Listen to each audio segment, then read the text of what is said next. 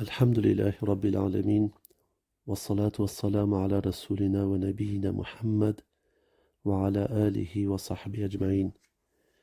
امروز شروع میکنیم به درس هفته 11 بخش اول و موضوع در این فصل و در این بخش موضوع ایمان به قدر است.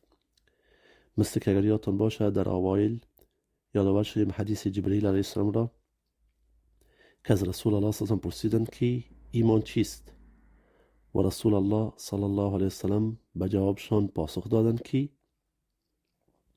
ایمان است که ایمان بیاری به الله و به رسول الله سبحانه و تعالی، فرستادگان الله سبحانه و تعالی و به کتاب های الله سبحانه و تعالی و به ملائکه های الله سبحانه و تعالی، به روز قیامت یا زنده شدن بعد از مرگ و همچنان به قدر که خیر و شر از جانب الله سبحانه و تعالی است. از جانب الله سبحانه و تعالی معنی نمیده که شر از جانب الله سبحانه و تعالی است، یعنی الله سبحانه و تعالی اندازه‌گیری قدر خیر و شر کرده و این مفهوم انشاءالله بیان میکنیم.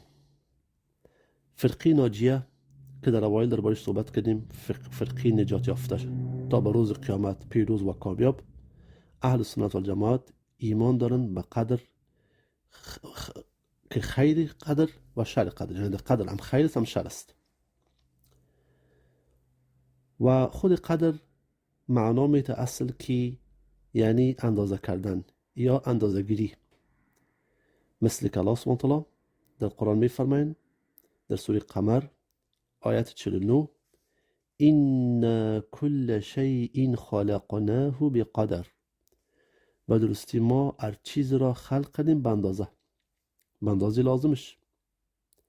و همچنان الله سبحانه و تعالی در سوره مرسلات آیت 20 میفرمایند فقدرنا فنعم القادرون، ما اندازه کردیم پس بهترین اندازه کردن از کیست؟ از الله سبحانه و تعالی است، به طریقه درستش، به اندازه درستش.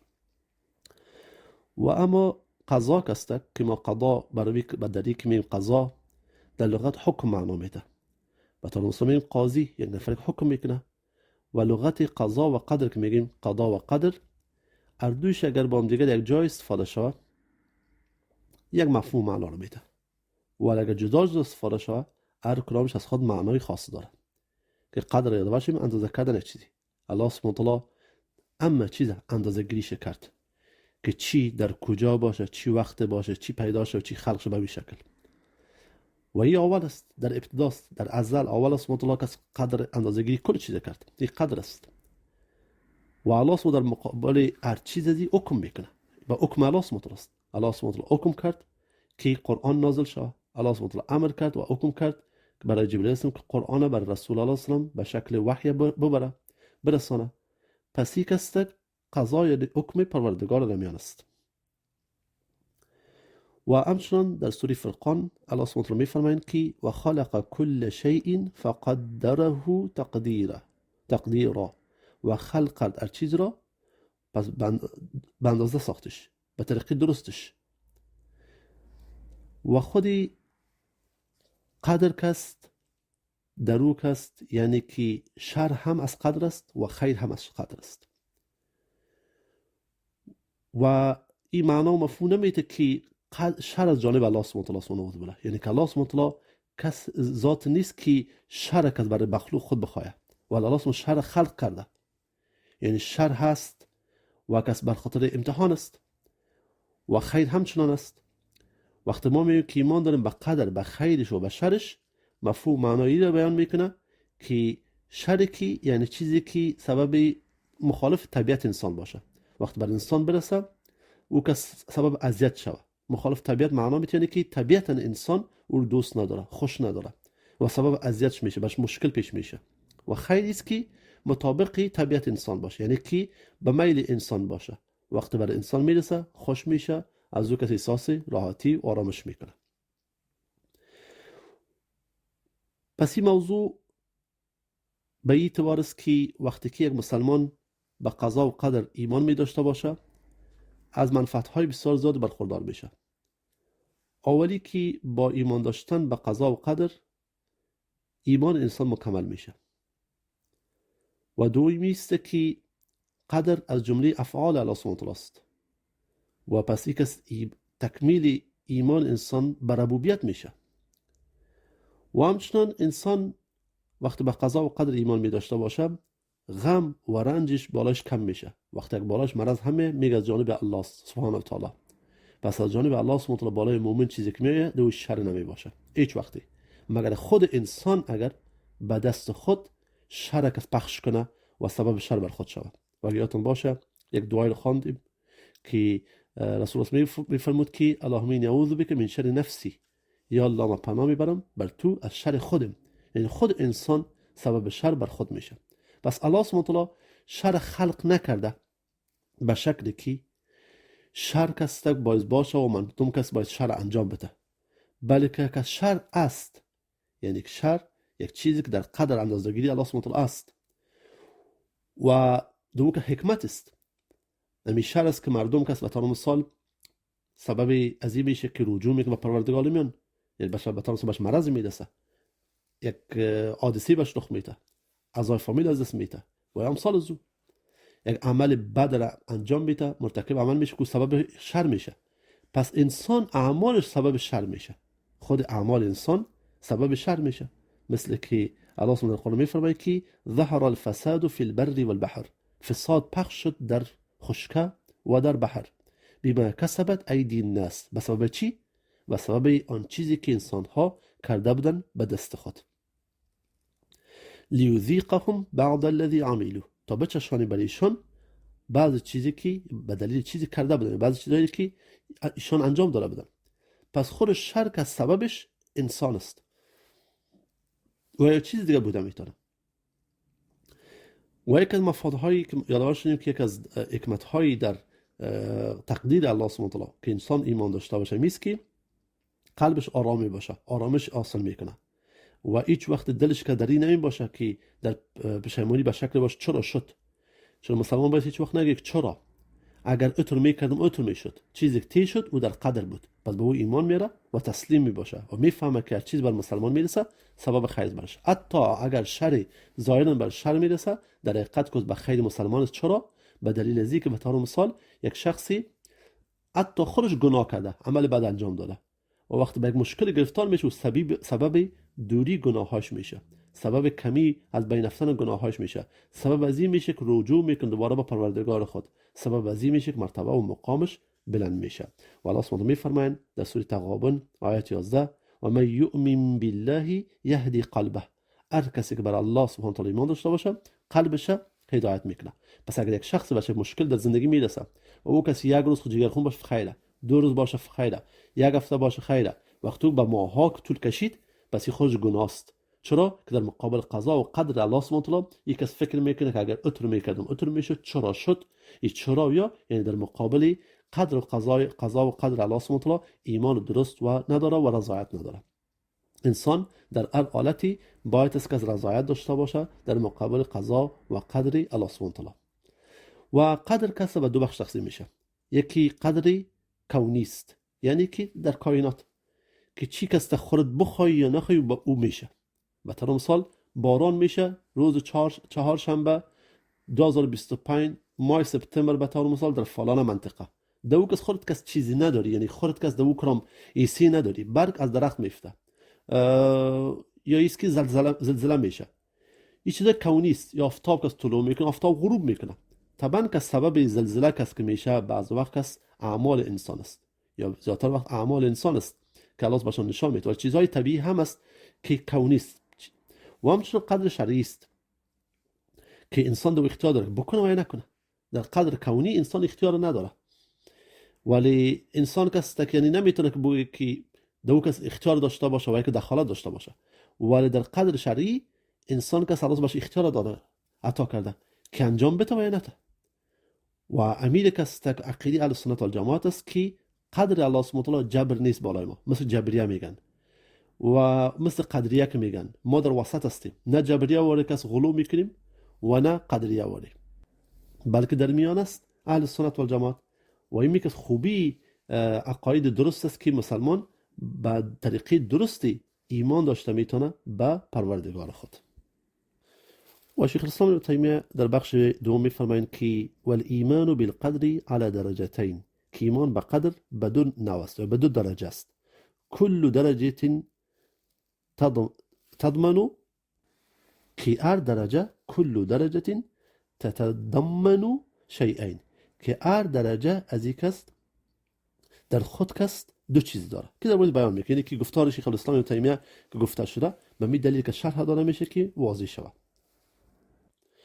درجه اول ایمان شیخ الاسلام ابن تیمیه و از قدر شیخ الاسلام ابن تیمیه میفرمایند درجه اول قدر که فالدرجه الاولى، درجه اول از ایمان به قدر است که الایمان بان الله علم ما الخلق عاملون بعلمه، که الله سبحانه میدانه و میفهمه که مخلوقش که چی عمل انجام میده به علم غیبی که الله سبحانه داره میفهمه. القدیم، علم غیبی داره که از قدیم از اول، یعنی الله سبحانه میفهمه که انسان یک شخصی یا بنده چی عمل انجام میده. الذي هو موصوف به ازلا و ابدا، که الله سبحانه کس ایده کسته در ازل و در ابد کسته این موضوع، یعنی که علم داره. علم الله سبحانه ازلی و ابدی است و الله سبحانه به علم داره. یعنی درجه اولی از ایمان به قدر است که ما بفهمیم و ایده کس باید یقین داشته باشیم که الله سبحانه میفهمه که مخلوق چی میکنه.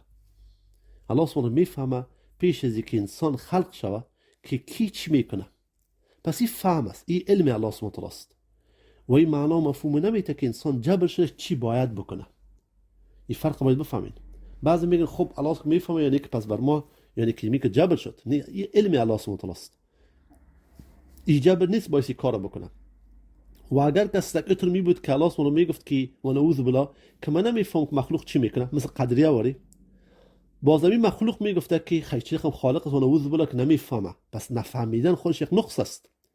خالق زمین و آسمان عالم است و علمش کس عام تام است، میدانه و میفهمه که مخلوق چی میکنه. این درجه اولی ایمان است که انسان میفهمه که باید یقین داشته باشه و ایمان داشته باشد به این که الله سبحانه و تعالی میفهمه که انسان و یک مخلوق چی میکنه در آینده. و دلیل به این موضوعی که الله سبحانه و تعالی به علم قدیم خود میفهمید و میفهمه که انسان چی میکنه و چی به وقوع میپیونده و چی چیزی میشه در آینده، اسناد در قرآن، اسناد زیاد است که سوره بقره آیت 282 که الله سبحانه میفرماید والله بكل شیء علیم، الله سبحانه به هر چیزی عالم است. کل شیء، هیچ چیزی خارج از علم الله سبحانه نیست. و آیت 32 سوره نساء ان الله کان بكل شیء علیما، به درستی الله سبحانه است بر هر چیز دانا. و همچنان سوره غافر آیت 7 که الله سبحانه میفرماید ربنا وسعت كل شیء رحمة و علما، ای پروردگارا که در بر گرفته هر چیز رحمت تو و علم تو، یعنی از علم الله سبحانه هیچ چیزی پوشیده نیست و پت نیست. پس این موضوعات است. و همچنین در احادیث رسول الله صلی الله علیه و آله ما اسناد داریم که پیغمبر میفرمایند که الله سبحانه نوشته کرده بود تقدیر مخلوقات را پیش از یک خلق کنه زمین و آسمان را 50,000 سال. 50,000 سال پیش از خلقت زمین و آسمان الله سبحانه میفهمه چی میشه. شما تصور کنید که الله سبحانه 50,000 سال پیش از یک زمین و آسمان خلق کنه، میفهمید که فلانه شخصی اولاد خود از دست میده. وقتی مادر اولاد خود از دست داد و بگه چرا در حق میتر شد، اینجا مشکل پیدا میشه که در ایمان مشکل است. و ما چقدر مردم را در افغانستان داریم چرا در حق ما شد. تنها ما بودم، یا الله که تنها مرد دیده بودی، منعوذ بالله تقریبا کفر میگن. پس به قدر ما اصلا ایمان درست به قدر نداریم.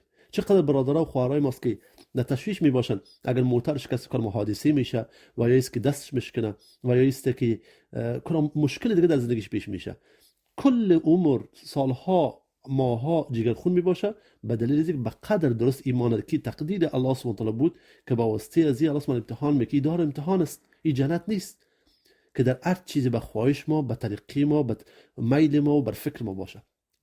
ما کس در مشکلات گرفتار میشه، یک شخص مریض میشه. شما تصور کنین در وقت رسول الله صلی الله علیه و ما درباره صحابه میشنویم و فکر نکنید که صحابه کس همیشه تندرست بودن و صحتمند بودن و مریض نمیشدن. فکر نکنید که صحابه مادر خود را، پدر خود را، خواهر خود را، دختر خود را، خانم خود را و فرزند خود را دست نمیدادن. فکر نکنید اونها که زخم نمیبرداشتن به خاطر در راه الله سبحانه و زخمی نمیشدن و مشکل نمیدیدن. مثلا صادق صحابی بود که کلام مرض برشون پیش شده بود و یک دستشان قطع شده بود، یک دست یک پایشان. پس او کس میگفت که الله الحمدلله که به من کس یک پای دیگه من نگرفتی، حداقل یک دارم. یعنی که همیشه کس فکر میکردن از خود پایین تر میدیدن، ولی ما متاسفانه در این وقت زمان همیشه از خود بلندتر میبینیم. چرا او داره من ندارم؟ پس ایمان داشتن به قدر یکی از موضوعات بسیار مهمش است که ما بفهمیم که پیش از اینکه الله سبحانه و تعالی زمین و آسمان خلق میکرد، الله سبحانه و تعالی میدونست که انسان چی میکنه و یا چی میشه. یعنی که 50,000 سال پیش از خلقت زمین و آسمان الله سبحانه میفهمید که در سال 2025 در این امروز، در این ماه، در این ساعت وقت ما و شما چی میکنین و چی میکنیم و در حق ما چی میشه، در کجا میمیریم، در کجا تولد میشه یک شخصی، در کجا نکاح میکنه و در کجا آخرین کس ساعتها و دقایق زندگی خود سپری میکنه. بعدا شیخ الاسلام تیمیه میفرمایند که و علم جمیع احوالهم، و الله سبحانه میدونه تمام احوالشان را، من الطاعات از طاعتها، عملهای شایسته و نیکی که میکنن، و من المعاصی و از گناهی که انجام میدن، و الارزاق و هر چیزی برشان میرسه از رزق. و رزق تنها معنا نمیده که روزی باشه یا نان باشه، خوراک باشه.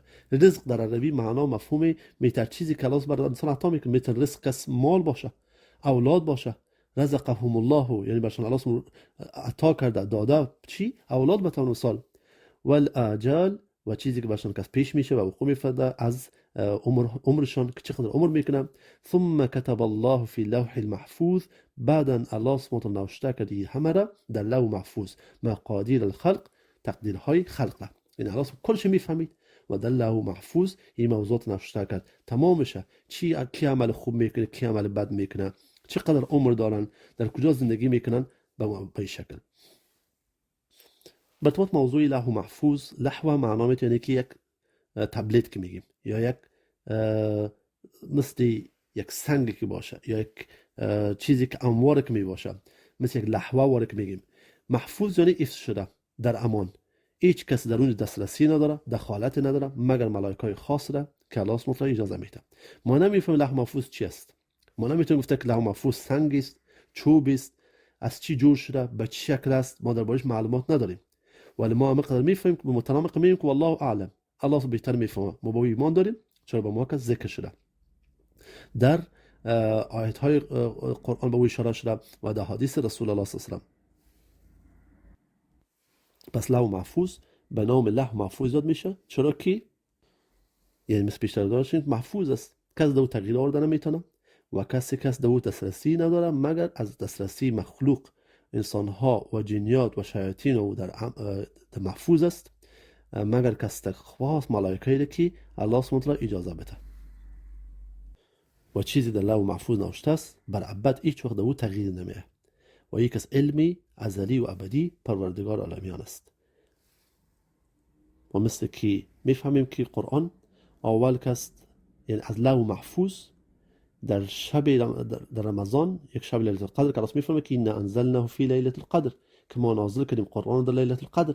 پس معنا نمیده کل قرآن در لیلة القدر بالای رسول الله نازل شده، بلکه از لوح محفوظ با بیت العزت در شب قدر نازل شده و برزو از بیت العزت به تدریج در ظرف 23 سال بر رسول الله صلی الله علیه و آله وحی نازل شده. پس بیت العزت در آسمان اول است. با گفتی عالم بسیار مشهوری از سوریه عمر الاشقر در کتاب خود عقاید نوشته کرده و بیت المعمور در آسمان هفتم است. پس در هر آسمانی یک خانه است برای عبادت ملائکه، مثل خانه کعبه واری که درباره ازی در درس‌های پیشتر صحبت کرده بودیم. بعدا شیخ الاسلام تیمیه میفرمایند که فاول ما خلق الله القلم، اولین چیزی که الله سبحانه خلق کرد قلم است. قال له، برش گفت اکتب، نوشته کن. قال ما اکتبه، چی نوشته کنم؟ قال اکتب ما هو کائن الى یوم القیامه، نوشته کن اران چیزی که می شود یا چیزی که رخ میدهد تا به روز قیامت. پس کس ایمان انسان به این موضوع قدر به می شکل باشه که شیخ الاسلام تیمیه میفرمایند که فما اصاب الانسان لم یکن لیخطئه، اران چیزی که بر انسان رسیده بود یا که می رسید باید است یا که می شد، هیچ امکان نداشت که دور شود. و ما اخطأه لم یکن لیصیبه، و اران چیزی که بهش نمی رسید و هیچ امکان نداشت بهش برسه. و ایمان ماست به قدر. و بعد شیخ الاسلام ابن تیمیه میفرمایند که جفت الاقلام و طویت الصحف، که قلم ها خشک شد و صحیفه ها بسته شد. یعنی که قدر نوشته شد و چیزی که الله نوشته کرده او 100% شده نیست. مثل که الله میفرماید الم تعلم ان الله یعلم ما فی السماوات والارض، آیا نمیدانند ایشان که الله میفهمه هر آن چیزی در آسمان ها و در زمین است؟ این ذلک فی کتاب، به درستی همهش در کتاب است. این ذلک علی الله یسیر، به درستی ای بر الله سبحانه و تعالی آسان است. سوره حج آیت 70. و بعد آیت را ذکر میکنند که الله میفرماید ما اصاب من مصیبت فی الارض ولا فی انفسکم، نمیرسد هیچ مصیبتی در زمین ولا در نفسهای شما الا فی کتاب، مگر آنکه در کتاب نوشته است، یعنی در لوح محفوظ، من قبل ان نبرأها، به درستی این است بالای الله سبحانه و تعالی آسان. بعدا شیخ الاسلام ابن تیمیه میفرمایند که فقد کتب فی لوح المحفوظ ما شاء، پس نوشته کرده الله سبحانه و تعالی لوح محفوظ آن چیزی که خواست. و اذا خلق الجسد، وقتی که یک جسد را الله سبحانه و تعالی خلق میکنه، یعنی که جسد جنین، یعنی که یک طفل را که پیش از که او خون شوه و یا که پوست داشته باشه و یا جسد داشته باشه که خلق میشه در بطن مادر، قبل نفخ روح فیه، پیش از که روح به او دمیده شود، بعث الیه ملکا، الله سبحانه و تعالی میفرسته یا کس یک ملک را که فیؤمر باربع کلمات، که امر میکنه به 4 چیز. فیقال له، برش گفته میگه الله سبحانه و تعالی که اکتب، نوشته کو، رزقه، رزقشه، که چقدر کس چی میخوره چی مینوشه، تا وقتی که او را نگیره یا ننوشه یا استفاده نکنه هیچ وقتی دنیا رو ترک نمیکنه. یعنی که هیچ امکان نداره که انسان بمیره و چیز از رزقش در دنیا مانده باشه. و اجله و بنویس، الله سبحانه حکم میکنه بر ملک وقتی که یک طفل در شکم مادر، در بطن مادر، در رحم مادر او کس جور میشه، درست اندام میشه، پیش از روح دو دمیده شود، الله سبحانه و تعالی امر میکنه به ملکی که نوشته کن رزقشه و اجله و همچنان عمرشه، که چی وقت در کدام ثانیه و دقیقه و لحظه وفات میکنه، و عمله و عملشه، و شقی و این که بدبخت است، ام سعید و یا ایست که خوشبخت است، و به می شکل.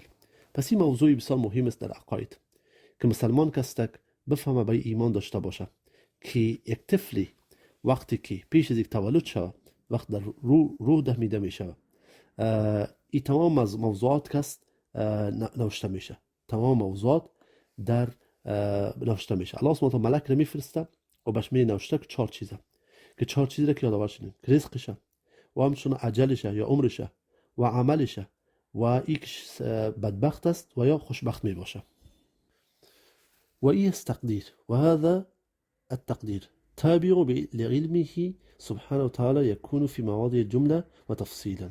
این است تقدیر که تابع علم الله سبحانه وتعالى است، که الله با علم داره که میشه و دو کس هیچ وقتی اطور واقعی رخ نمیده که الله سبحانه وتعالى ولوذ بوده نفهمیده باشه و یا که نمیفهمید پیش از او. عالم الغیب است، میفهمه از پیش از یک زمین آسمان خلق کنه که چی در دنیا میشه و یا چیزی در حق انسان میشود. و این است تقدیر. شیخ الاسلام ابن تیمیه میفرمایند قد كان ينكره غلاة القدرية قديما، که قدریه ها به یک استک از این انکار میکردن و منکره اليوم قلیل، و انکار از تقدیر امروز که بسیار کم است. یعنی که مردم های قدریه آلی که بسیار کم است که انکار کنن از تقدیر و یا از قدر. و این بود موضوع اول یا کس لیولی یا کس مرتبه اولی از ایمان به قدر. در مرتبه دوم شیخ الاسلام ابن تیمیه میفرمایند که و اما درجه الثانیه، و اما درجه دوم کست او مشیت الله سبحانه و تعالی، خاص الله سبحانه و تعالی است، نافذه که 100% میشه، و قدرته شامله و قدرت الله سبحانه و تعالی که هر چیز در بر گرفته، و هو الایمان بان ما شاء الله کان، و این ایمان به این معنا میته که هر چیزی که الله بخواه او میشه، 100% شده نیست. و ما لم یشاء لم یکن، و اگر چیزی نخواه الله سبحانه و تعالی نمیشود. و انه ما فی السماوات و ما فی الارض من حرکت ولا سکون الا بمشیئة الله سبحانه و تعالی، که آن چیزی که در آسمان ها و در زمین است، حرکتش و یا کس استاده بودنش بدون یا که توقفش از حرکت تمامش به مشیت خواستی الله سبحانه و تعالی است. پس این انسان باید بفهمه که الله سبحانه و تعالی قادر به همه چیز است. انسان خلق کرده، برش اختیار داره که چی عمل انجام میده و اگر الله سبحانه و تعالی بخواه، یعنی که این نیست که بگیم که نمیتونه، این موضوع رو از ذهن خود انسان بیرون کنه که الله سبحانه نمیتواند، ناتوانایی در صفت الله سبحانه نیست. الله سبحانه و تعالی منزه و پاک سبحانه و تعالی از نقص و ضعیفی. اگر بخواه تمام مردم در جهنم میپرته. اگر اعمال خوب کنی و بد کنی، آیا کسی سوال کنه که چرا؟ آیا کسی میتواند که جنگ کنه و دعوا کنه که ما چرا رفتیم جهنم در حالی که ما اعمال خوب میکردیم؟ پس چه مهربان خالقی که قادر به همه چیز است، عام و تام، ولی برای انسان اختیار داره که انتخاب کنه راه خوبه از راه بد.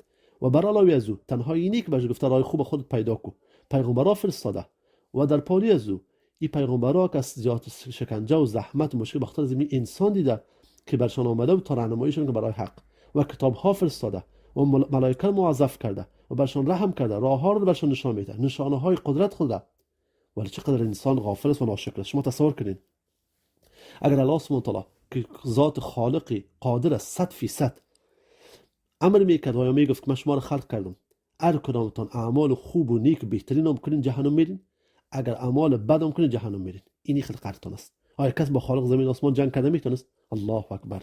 بس چقدر مهربان است و خالق که قادر به همه چیز است. بر ما راه راهنمایی و هدایت هم نشان داده و همچنان راه گمراهی همچنان، و به خاطر راه هدایت بر ما که سبب‌های زیاد را پیش کرده در مقابل راه گمراهی که انسان گفته از او دوری کو. شما تصور کنین ما میگیم که شیطان است که انسان گمراه میسازه، ولی شیطان برای انسان تسلط نداره مگر انسان خودش که قبول میکنه یا راه درسته و یا راه نادرسته. ولی به خاطر هدایتش پیغمبرها فرستاده شده و کتاب ها نازل شده تا انسان کس راه حق پیدا کنه و از راه نادرست دور باشد. بعد شیخ الاسلام تیمیه میفرمایند که فما من مخلوق فی الارض، پس هیچ مخلوقی نیست در زمین ولا فی السماء و نه در آسمان، الا الله خالقه، مگر این که الله سبحانه خالقش است.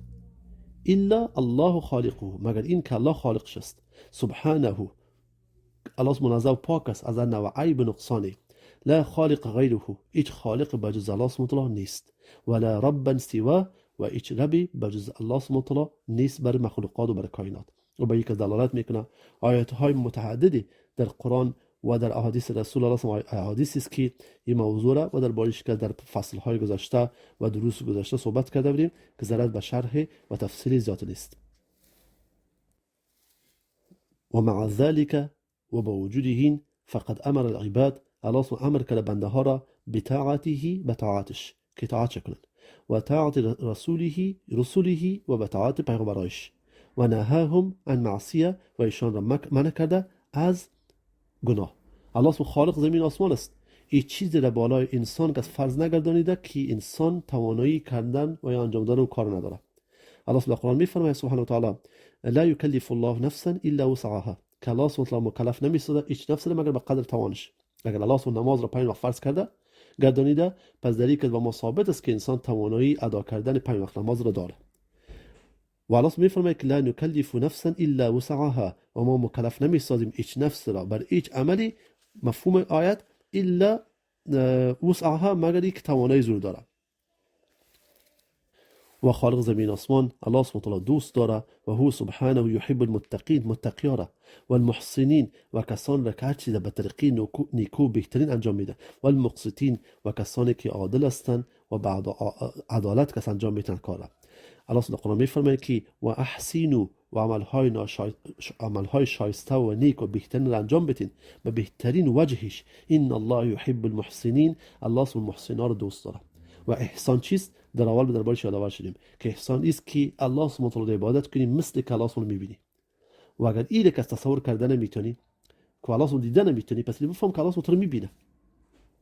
و الله سبحانه قرآن میفرماید فما استقاموا لكم فاستقیموا لهم ان الله يحب المتقین، به درستی الله سبحانه دوست داره متقیان. و اقسطوا، و کس عدالت کنین، یعنی که با عدل باشین. ان الله يحب المقسطین، الله سبحانه مقسطا و کسایی که عادل هستند با عدالت هستند و دوست داره. و یرضى عن الذين آمنوا، و الله سبحانه راضی می شود، رضایت نشان میدهد از آنانی که ایمان آوردن و عمل الصالحات و عملهای شایسته کردن و لا یحب الکافرین و الله کافران دوست ندارد. و درباره ذکر است در آیات‌های سابق بیشتر یادآور شدیم، موضوعات کس به شکل تفسیری بیان کردیم که صفت رضایت بر الله سبحانه و تعالی کم از عامل می باشه و هم از عمل و همچنان صفتی دوست داشتن و محبت و یادآور شدیم که هیچ کلام از این مانندی اوصاف انسان و مخلوق نیست. و بعد از شیخ اسلام تیمیه میفرمایند که ولی العباد قدرت علی اعمالهم و بر بنده ها قدرت توانی الله سبحانه و تعالی اختیار عطا کرده به اعمالشان و لهم اراده و ایشان اراده داره. والله خالقهم، الله خالق ایشان است و خالق قدرتشان است و خالق اراده ایشان است، که به خلاف عقیده جبری است که جبریه میگن که هیچ قدرتی ایشان نداره، هر چیزی که از بالاشون جبر شده و در تقدیر نوشته شده و چقدر مردم است به این گمان فکر هستند و نمیفهمند که اصل موضوعی است که الله سبحانه تقدیر معنا نمیده که الله سبحانه جبر کرده انسان را، بلکه انسان اختیار داره و فهم و علم است که الله سبحانه به طور مثال نوشته نکرده در قدر که احمد باید در خانه مسلمان تولد شود، باید مسلمان باشه و باید جنت بره. الله سبحانه نوشته که من میفهمم که احمد در خانه مسلمان پیدا میشه و ما میفهمم طبعا کسی کش به اراده و به معیشت به خاص الله سبحانه است و او خودش انتخاب میکنه رای درسته و یا خودش انتخاب میکنه رای نادرسته. چقدر مسلمان هایی که در خانه مسلمان پیدا شدن، تولد شدن و انکار کردن از قرآن و سنت و از دین و از تقدیر و از ارکان ایمان، و چقدر کفار است که در خانه مسلمان، در خانه کافر تولد شدن و به اسلام رجوع کردن و عملهای شایسته و نیک انجام میدهند. و این بود درس بخش اول هفته 11 و صلی الله علی رسول نبی محمد و علی آله و صحبه اجمعین. الحمد لله رب العالمين والصلاة والسلام على رسولنا ونبينا محمد وعلى آله وصحبه أجمعين. امروز درس هفته 11 بخش دوم است، موضوع قدر که شیخ الاسلام ابن تیمیه در این بخش میفرمایند که ولی العباد قدرت على اعمالهم، که به درستی بنده ها به عمل انجام دادن اعمالشان قدرت دارند، یعنی الله سبحانه بهشون اختیار عطا کرده، بهشون توانایی عطا کرده که یک عمل انجام میتن و به می دلیل انسان فاعل است، یعنی یک فعل انجام میده. و لهم اراده، و همچنان انسان الله سبحانه اراده عطا کرده. والله خالقهم، با وجود از اینکه انسان اراده داره، انسان که قدرت توانی به انجام دادن اعمال داره، این هم فراموش نمی کنیم و این هم باید است که از مد نظر بگیریم که خالق ارادیش، خالق اعمالش، افعالش الله سبحانه است. یعنی الله سبحانه انسان خلق کرده، برش توانایی به اعمال شایسته و نیک عطا کرده و برش کس توانایی اراده کردن عطا کرده و فکر و تفکیک یا فرق بین خوب و بد عطا کرده.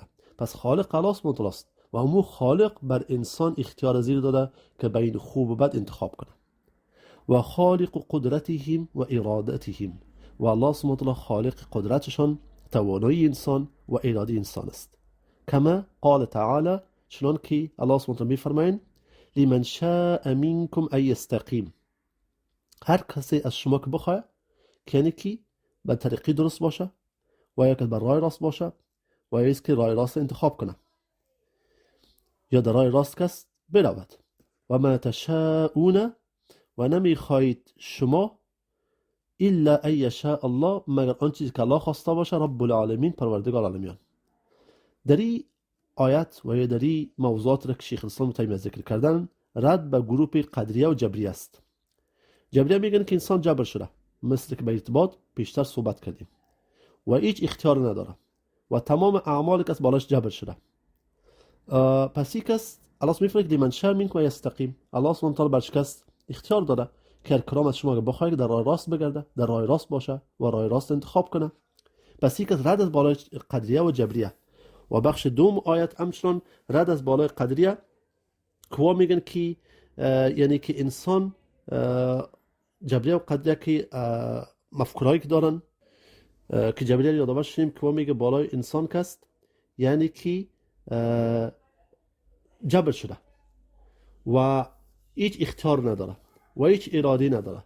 و این آیت بر رد از اوست که لمن شاء منکم یستقیم، هر یک از شما اگر بخواهید در راه راست بره. و همچنان رد از بالای قدریه قدریه چی میگن؟ که هر چیزی انسان مستقل است به عمل خود و الله سبحانه در یک است که هیچ کس یعنی که اختیار نداره. الله سبحانه نعوذ بالله یعنی که هیچ به مشیت الله سبحانه نیست، مشیت الله سبحانه نیست، یا به خواست الله سبحانه یا به اراده الله سبحانه هیچ ارتباط نداره. و الله سبحانه قدریه را خطاب کرده به مجوسی های ای امت. چرا که مجوسی ها چی میگن؟ میگه که حوادث کس تمام چیزهایی که رخ میده در دنیا دو خالق داره. خالق اولش کس خالق خیر است و خالق شر است. خالق خیر نور و روشنی است، روشنایی، و خالق شر است ظلمت و تاریکی است. و یک نوع کس عقاید است که به یک از هندوها و آتش پرستا همچنان عقاید دارند که میگن آفتاب یعنی که روشنی است، این خالق خیر است و ظلمت و تاریکی خالق شر است. و به می دلیل علما تمامش به این رای هستند و فتوا پیش کردن که من قرار دادن و حتی میگن که حرام است کسی که عملی یوگا را انجام میدهد. و این متاسفانه در افغانستان در بین بعض مردم بالخصوص خانم ها نمیفهم از کجا یاد گرفتن که صبح وقت بعضی که آفتاب بیرون میشه، طلوع آفتاب پیش کلکین میشینن و میگن که ما کس یعنی که بر فکر خود و هوش خود آرامش بدهیم و میشینن بسیار آرام، حتی بعضی ذکر میکنن و طرف آفتاب روبروی آفتاب شدن و آرام اما حرکت یوگا را انجام میدن. و یک است که عمل آتش پرستاست و آفتاب پرستاست و مجوسی هاست. و متاسفانه مردم چون به عقاید خود معلومات ندارن و هر چیز در دیدن و کس یا خواندن یا از مردم شنیدن به او عمل میکنن و چرا کس دایی تاریکی و گمراهی گرفتار میشن به یک دلیل و دلیل از اویست دوری از علم دینشان. درباره عقاید خود معلومات ندارن که راه و روش کیست. ما یادآور شدیم که متاسفانه در بین خود ما افغان ها به نام مسلمان کسانی هستند که عقاید جهمیه و معتزله را دارن. از چقدر مردم شنیدین که میگن که دلم پاک است و اعمال نیک صالح را انجام نمیدهند.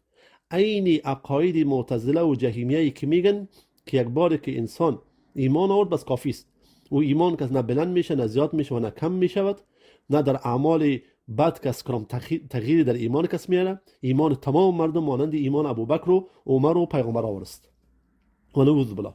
پس این مشکل کلان از چی پیش میشه؟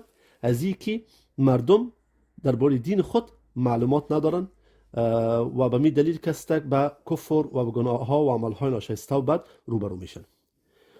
و بعد از آن شیخ الاسلام تیمیه میفرمایند که و هذه درجه من القدر یکذب بها عامه القدریه. و این موضوع است که عامی یعنی که عامه قدریه ها یا کسای قدریه هستند او را کستک دروغ میشمارند. امی بخش عقاید اسلامی را که در قدر تعادل است. ما نمیگیم که تقدیر قضا و قدر الله سبحانه و تعالی است که تمام انسان که از پیش اختیار سلب کرده خلقش کرده و گفت تو اختیار هم نداری، اختیار اراده و عمل نداری و آخر مجازات میشی. و همچنان که از به این شکل ما غلو نمیکنیم که بگیم که الله سبحانه و تعالی که از هیچ اراده و اعمال و انسان خلق نکرده، در هیچ اختیار نداره و نعوذ بالله. پس ما اعتدال برقرار داریم و به این شکل در اوایل یادآور شدیم که اعتدال در هر موضوع بهترین است و ما امت اوسط هستیم که نه غلو میکنیم مانند یهود و نه غلو میکنیم مانند عیسویا، نه غلو میکنیم مانند نه افراط میکنیم مانند قدریه، نه تفرید میکنیم مانند جبریه. پس ما میگیم که الله سبحانه انسان خلق کرده، خالق اعمالش است، خالق ارادهش است و لمی اراده را بر خود انسان الله سبحانه با قدرت توانایی خود اختیار داده که اعمال شایسته و نیک انجام بدهد و از عملهای ناشایسته و بد خود را دور کنه. و همچنان بخش دیگه که شیخ الاسلام تیمیه میفرمایند و ایده همچنان شرح داریم پیشتر که و یغلو فیها قوم من اهل الاثبات و غلو میکنن دری قومی از اهل اثبات، کسایی که یعنی اثبات یعنی ثبوت، حتی سلبوا العبد قدرته، تا که از انسان سلب میکنه و یا یک استک میگیره امی قدرتش، تواناییش و اختیارش. یعنی که میگوین که انسان هیچ اختیار نداره و قدرت توانایی نداره، پس خلق شده هر چیز برش تقدیر نوشته شده به مو شکل انجام میدهد و که در آخر کسی یا جهنم میره یا جنت میره. و یخرجون عن افعال الله و احکامه، و بیرون میکند ایده از احکام الله سبحانه و از افعال الله سبحانه، حکمها و مصالحها، که یعنی که عدالت الله سبحانه یا قضاوت از قضا و قدر الله سبحانه این موضوع را بیرون میکنه. پیشتر در باره ذکر به شکل تفصیلی بیان کردیم. در موضوع قدر بعض وقت جبریه و قدریه ها یک موضوعی که بین آدم علیه السلام و موسی علیه السلام رخ داد بیان میکنن که میگن که موسی علیه السلام برای آدم علیه السلام گفت که یعنی که مفهوم حدیث که خودت سبب از این شدی که ما از جنت بیرون شدیم اگر خودت به طور مثلا اگر نی و یعنی نیست که ملامت کرد آدم علیه السلام به که خودت عمل انجام دادی یعنی که یک نافرمانی الله سبحانه کردی که ما همه ما از جنت بیرون شدیم در غیر از در جنت تولد میشیم کل انسان در جنت می بود و آدم علیه السلام گفته که ای موسی الله سبحانه بر تو کتاب عطا کرده تورات عطا کرده با تو صحبت کرده آیا تو ملامت میکنی مرا به چیزی که یعنی آیا تو مرا ملامت میکنی به چیزی که الله سبحانه تعالی یعنی که او را وقت اراده کرده بود و یا پلان کرده بود و یا در تقدیر نوشته کرده بود 40 سال پیش از من خلق کنه بعدا موسی هم خاموش ماند و رسول الله گفت که به درستی کس آدم بر موسی حجت و دلیل قوی ذکر کرد و یا کس حجت قوی بهتر ذکر کرد 3 بار تکرار کرده نیده پس در یک از بعض وقت جبریه قدریا چی میگن میگن اون ببینی آدم علیه السلام کس یعنی هیچ اختیار نداشت و کس تک ملامت هم شد که اگر اتر میکردی به این شکل میشد آن که علما جواب میدهند که یک نفر آدم علیه السلام نافرمانی الله سبحانه کرد یک گناه انجام داد یک معصیت کرد و بعد از توبه کرد عمل پس وقت توبه کرد این موضوع ذکر کرد در قدر نوشته بود این نگفته که من اختیار نداشتم و در قدر نوشته ما این کار کردم یعنی به طور مثال یک انسانی که یک عمل وقتی از پیش سر میزنه یک کار وقت شد پس یعنی در قدر نوشته بود و انسان که است از یاد میگیره و عمل شایسته و نیک میکنه دوباره به عمل رجوع نمیکنه و توبه میکنه این نیک پیش از که یک عمل شوه و انسان بگه بیازم که است خلاص ما شهادت نامه پانتون میگیرم ضرور نیست پانتون برم و اگر که در نصیب نباشید نمیگیرم پس چی فایده برم پس یک است اما موضوع قدریه و جبریه میشه ولی اگر یک کسی یک عمل را انجام میدهد و بعد از او میگه که در قدر نشته بود قضا و قدر الله سبحانه بود ولی از او یاد میگیره که دوباره گناه نکنه به این اعمال نزدیک نشه و از یک است خودداری کنه و دوری کنه پس یک در اسلام جواز داره و این واسکار هر مسلمان باشه که وقت چیزی گذشت میگیم در قدر بود ولی از او یاد میگیریم که چی رقم که دوباره اطاعت کنیم و به این عمل دوباره نزدیک نشیم مثل که رسول الله میفرماید که مسلمان از یک سراغ دوباره گزیده نمیشه یک بار که از یک جایی برش عقوبتی یا نقصی یا مشکل رسید دوباره و انجام عمل نمیکنه انجام نمیدهد عمله که تا مرتکبی گناه نشه و یا ایست که نافرمانی پروردگار من از پیش سر نزنه و برای از این کسانی که میگوین که الله سبحانه کلش در تقدیر نوشته کرده پس ما از گناه ما چیست برای از این الله سبحانه در سوره انعام آیت 22 میفرمایند که سیقول الذین اشرکوا که میگوین آنانی که مشرک هستند یا شرک آوردن لو شاء الله ما اشرکنا که اگر الله سبحانه میخواست ما شرک نمیاوردیم ولا آباؤنا و نه پدرای ما نه ما مشرک میبودیم نه پدرای ما ولا حرمنا من شيء و ما هیچ وقت هسته که چیز حرام نمیکردیم به خلاف اراده الله سبحانه وتعالی كذلك كذب الذين من قبلهم به می شکل که دروغ شمردن یا دروغ گفتن کسانی پیش از ایشان بودن یعنی الله سبحانه میفهمه که دروغ میگن ما باشون اختیار داریم و باشون راه حق نشان دادیم و راه باطل همچنان خودشان انتخاب کرده خودشان اختیار کرده پس یک کسی که معتاد اعمال ناشایسته و بد است چی شراب باشه چی مواد مخدره باشه یا کسی که گرفتار یک عمل ناشایسته و بد است چی غیبت باشه چی زنا باشه چی دروغ باشه او گفته نمیتونه که الله سبحانه من مقدر کرده و این کارو میکنم الله سبحانه اختیار داره که از دوری کنه و این عمل انجام بدهد حتی ذاقوا بأسنا الله میفرماید که به می شکل کسانی که پیش از یا بودن به می شکل دروغ گفتن تا وقتی که چشیدن عذاب ما را و یا است که عقوبت اعمال بعدشان را الله میفرماید که کذب الذین من قبلهم چرا که کسانی که دروغ شمردن پیغمبران را دروغ میگفتن تا وقتی که بالاشون عذاب الله سبحانه آمد و همچنین الله سبحانه میفرماید در سوره نساء آیت 163 که إنا أوحينا إليك كما أوحينا إلى نوح ما وحی فرستادیم به سوی تو چنانچه که وحی فرستاده بودیم به سوی نوح علیه السلام و النبیین من بعده و پیغمبران پیش از تو پس این به این شکل که از تمام پیغمبرها برای مردم خود دعوت کرده بودن و برشان راه حق نشان داده بودن. تمام پیغمبرها، هیچ پیغمبر دعوت مردم به شر نکردن، هیچ پیغمبر مردم دعوت به عملهای ناشایسته بد نکرده. پس انسان است که وارد دروغ شمردن و قبول نکنه حق. رسلا مبشرين ومنذرين لئلا يكون للناس على الله حجة بعد الرسل.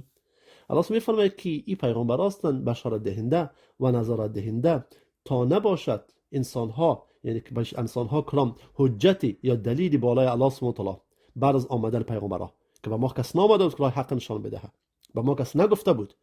پس کسی گپ درست نیست که یک شخص بگه که ما را الله خلق کرده، ما هیچ اختیار نداریم و عملهای شایسته انجام میدیم و عملهای بد انجام میدیم، گناه ما نیست. الله در قرآن میفرماید که اتبع ما اوحی الیک من ربک، پیروی کن آن چیزی که وحی شده به سوی تو از جانب پروردگارت.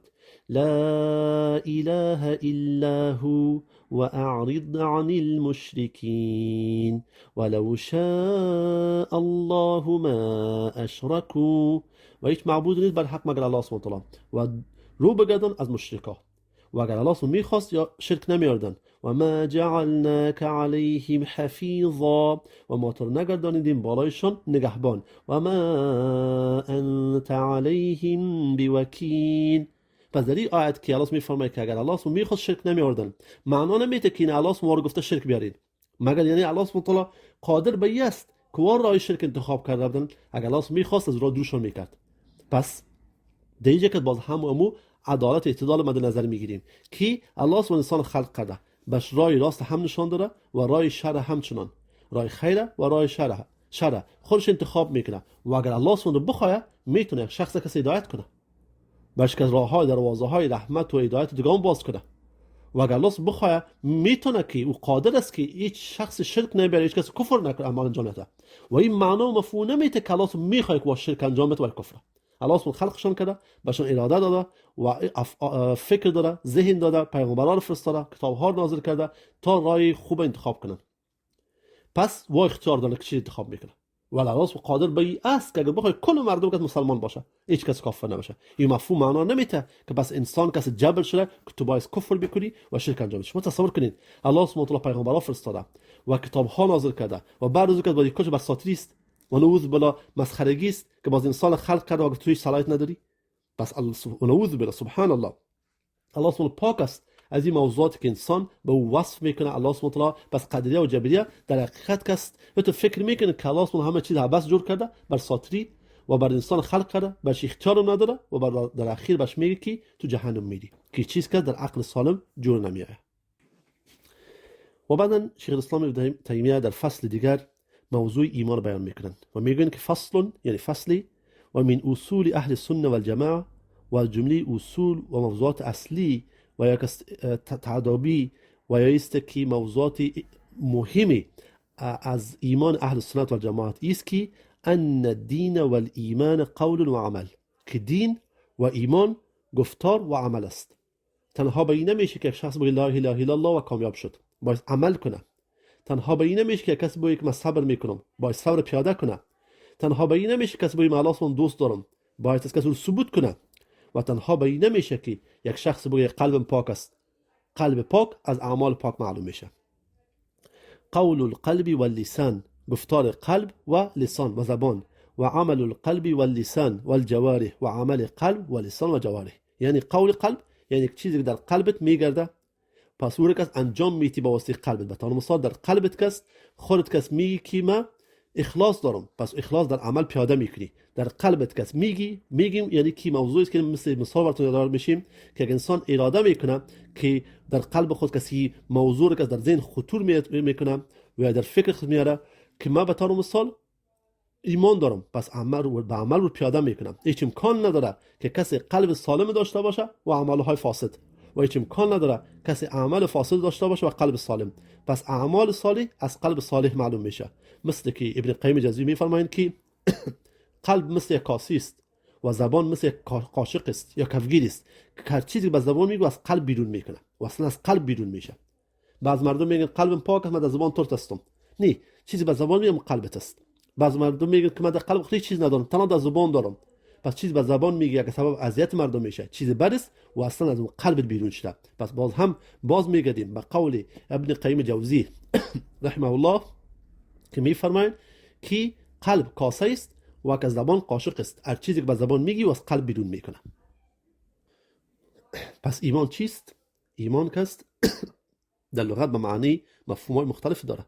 تصدیق هم گفته می شود و اعتبار هم گفته می شود، ولی اصل مفهوم معنای ایمان که ما در روزمره در موضوعات اعمال خود، اسلام خود، عقاید خود استفاده می کنیم، ایمان اقرار به زبان است. ایمان اقرار به زبان است، تصدیق به قلب است و عمل به جوارح. یعنی که ایمان اقرار به زبان است، چیزی که اقرار میکنی به زبانت و تصدیق میکنی به قلبت و به عمل پیاده میکنی. پس کس ایمان به عملهای شایسته و نیک زیاد میشه و به عملهای ناشایسته و بد کم میشه. و هر کسی که عمل شایسته و خوب انجام میدهد همیشه در اعمالش خوبی میه. پس هیچ کس نگوید. بسیار وقتی در مردم صحبت میکنه در این موضوعی که یعنی که چی فایده از نمازش که اعمالش خوب نیست. یک نوع شاید درست باشه که اگر نماز درست نمیخونه، ولی نماز است که اعمال یک شخص درست است. پس نماز رول بسیار مهم بازی میکنه. عبادات، زکات، حج، ذکر، تسبیح و قرآن، تلاوت قرآن، این چیز رول بسیار مهم و عمده بازی میکنه در اعمال انسان، در ایمان انسان، در گفتار انسان، در کردار انسان. پس اخلاق نیک و خوب انسان با او کس خوبی میاره، بهبودی میاره. و ایمان وقتی بلند میشه، کلان میشه یا زیاد میشه بخشین، در او کس تاثیر میکنه بالای اعمال انسان. پس کس نگویه که ایت نماز نخون مقصد کس که با مردم خوبی کو. هیچ امکان نداره با مردم خوبی و نیکی کنی با اخلاص بدون کنم هدفی وقت نماز نخونی. هیچ امکان نداره. و پس عبادات و معاملات، یعنی که عبادات که با الله سبحانه یک نفر کس معامله داره، بطور مثال اعمال شایسته و نیک عبادات انجام میده و معامله‌ای که مردم با مردم داره، این تمامش با هم دیگر ارتباط داره. معامله این شخص با مردم خوب و نیک بوده نمیتونه اگر عبادتش و معامله با پروردگارش درست نباشه. پس خود ایمان مثل که یادآور شدیم که ایمان کست اقرار به لسان است، یعنی که اقرار به زبان است و تصدیق به قلب است و همچنان عمل به جوارح یا عمل به بدن، به اعضای بدن انجام دادن عمل است. پیغمبر میفرماید که ایمان است که ایمان بیاریم به الله و به ملائکه و به کتاب‌های الله سبحانه و تعالی و به فرستادگان الله سبحانه و تعالی به روز قیامت و همچنان به قدر خیرش و شرش، یعنی در خیر و شر قدر. پس یک از قول قلب است، یعنی که موضوع قلبی است. بعد از اون رو پیاده میکنیم در عمل که چیست؟ 5 بنای اسلام است. 5 بنای ایمان موضوع قلبی است. چرا گفت ایمان اقرار به قلب است، اقرار به زبان است، تصدیق به قلب است. تصدیق به قلب چیست؟ امی 6 ارکان ایمان است. در قلب موضوع قلبی است. چرا ایمان به الله سبحانه و تعالی موضوع چیست؟ ایمان خودش چیست؟ موضوع قلبی است، موضوع عمل نیست. بعد از اون کس در قلب وقتی تصدیق شد در عمل پیاده میشه که عبارت از چیست؟ 5 بنای اسلام است که ما میگیم که خواندن کلمه که به زبان میگیمش، شهادت میدیم، گواهی میدهیم و به قلب تصدیق میکنیم. به قلب تصدیق کردیم نماز، یعنی که عبادت پروردگار الله سبحانه معبود شناختن که برای که نماز میخوانیم و به شکل حج، روزه. پس تمام 5 بنای اسلام موضوعاتی است که فیزیک ظاهرا است میبینیم و 6 بنای ایمان که موضوعات قلبی است و یکی از دیگه جدا نمیشه. ایمان بدون اسلام امکان نداره و اسلام بدون ایمان امکان نداره. پس این موضوع بسیار واضح باشه. بس که ایمان بدون اسلام، کسی گفته نمیتونه که من مؤمن هستم ولی مسلمان نیستم و کسی گفته هم نمیتونه من مسلمان هستم و مؤمن نیستم. هر دوی با هم دیگر کس لازم و ملزوم یکی دیگر است. و امی تعریف ایمان بناهای اسلام و بناهای ایمان و یا ارکان ایمان و ارکان اسلام این موضوع بیان میکنه که تصدیق به قلب، ارکان ایمان و عمل به جوارح، یعنی عمل کردن به اعضای بدن و یک از موضوع بناهای اسلام. و بعدا شیخ اسلام ابن تیمیه موضوع یادآور میشه، ما پیشتر یادآور شدیم در این باره که و ان الایمان که بدرستی ایمان کست یزید بالطاعه، به عملهای شایسته و نیک زیاد میشه، و ینقص بالمعصیه که به عملهای ناشایسته و بد کم میشه و یا ضعیف میشود. و بعد شیخ الاسلام ابن تیمیه میفرمایند که و هم مع ذلك و ایشان با این موضوع لا يكفرون اهل القبله، یعنی که اهل سنت و الجماعت، اهل ایمان، مردمان ایمان واکستک کافر خطاب نمیکنن به اهل قبله، کسانی که به طرف قبله مسلمان ها نماز میخوانند با مسلمان ها خطاب کافر نمیکنن به مجرد عمل دیدن اعمال گناه کبیرشان. یعنی اینی که یک هر کس به طرف خانه کعبه نماز میخوانه اون مسلمان بگیم، ولی و مور کافر هم خطاب کردن نمیتونیم تا که از او عمل کفر نبینیم، تا که از او عمل کفر نبینیم. پس کس این صفت خوارج است که خوارج که مردم زوستشون تا پی کفر میزنن. که شراب می کافر بیدین شراب میخوره و نعوذ بالله. و چقدر مردم در بین خود در افغانستان شنیدیم که میگه که شراب میخوره کافر بیدین است. پس کس این اصلا اعمال خوارج انجام میدهد ولی بین خود سرخود نمیفهمن. پس شیخ الاسلام تیمیه میفرماید که ما لا یکفرون اهل القبله بمطلق معاصی و کبائر. اهل قبله را، مسلمان ها را خطاب به کفر نمی کنند به مجرد انجام دادن نافرمانی و یا گناه کبیره، کما یفعله الخوارج، چنان که عمل انجام میدهند خوارج. بل الاخویه الایمانیه ثابته مع المعاصی، بلکه ثابت است که یک برادری ایمانی با وجودی که یک نفر شاید گناه کبیره انجام بده و یا کس نافرمانی کنه.